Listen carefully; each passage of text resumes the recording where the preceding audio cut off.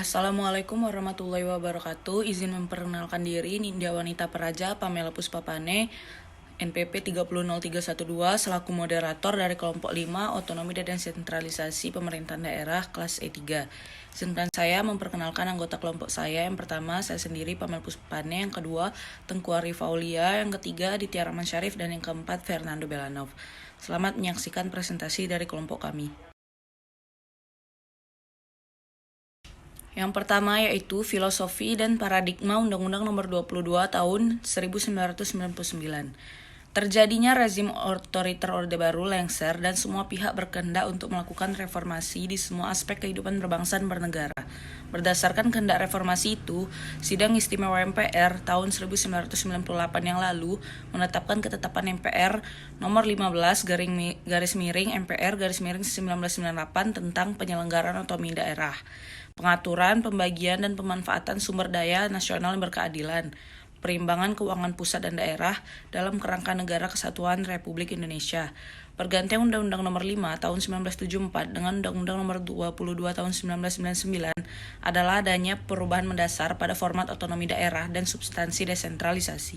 Setelah kita lanjutkan, dengan lahirnya Undang-Undang Nomor 22 Tahun 1999 dan pelaksanaan otonomi daerah mulai terrealisasi sejak tahun 2000 secara bertahap. Setelah dilaksanakannya otonomi daerah, maka perimbangan keuangan sesuai Undang-Undang Nomor 25 Tahun 1999 memberikan peluang kepada daerah untuk mendapatkan 70% dari hasil pengelolaan kekayaan alamnya sendiri untuk dimanfaatkan bagi kemajuan daerahnya sendiri. Selanjutnya yaitu desentralisasi asimetris, pemberlakuan atau transfer kewenangan khusus yang hanya diberikan pada daerah-daerah tertentu dalam suatu negara, yang dianggap sebagai alternatif untuk menyelesaikan permasalahan hubungan antara pemerintah pusat dan pemerintah daerah. Dalam konteks Indonesia, dalam rangka menjaga eksistensi daerah dalam NKRI. Desentralisasi asimetris mencakup yang pertama, desentralisasi politik, desentralisasi ekonomi, desentralisasi fiskal, desentralisasi administrasi, namun tidak harus seragam untuk semua wilayah negara, dengan mempertimbangkan kekhususan masing-masing daerah.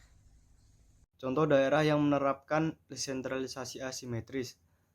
Konsep desentralisasi ini sudah dijalankan dalam praktik ketatanegaraan Republik Indonesia, yaitu dengan beberapa daerah yang berstatus istimewa atau berotonomi khusus, seperti Provinsi Papua dan Papua Barat, Aceh, Daerah Istimewa Yogyakarta, dan DKI Jakarta. Alasan penerapan desentralisasi asimetris di Indonesia, yang pertama, alasan konflik dan tuntutan separatisme, selanjutnya alasan ibu kota negara, yang ketiga alasan sejarah dan budaya, yang keempat alasan perbatasan, dan yang terakhir alasan pusat pengembangan ekonomi. Grand Design desentralisasi dan otonomi daerah. Grand Design diperlukan untuk mengurangi atau menghilangkan berbagai penyimpangan atau distorsi dari penerapan desentralisasi fiskal dan otonomi daerah di Indonesia. Grand Design otonomi daerah mencakup 1. Aturan-aturan yang menyangkut persoalan kewenangan, 2. Organisasi, 3. Sumber daya, 4. Keuangan, 5. Hubungan eksekutif dan legislatif, 6. Pengawasan, dan 7. Prosedur perencanaan dan administrasi. Sekian presentasi dari kelompok 5. Apabila terdapat kekurangan dan kesalahan kata, kami mohon maaf. Terima kasih atas perhatiannya. Assalamualaikum warahmatullahi wabarakatuh.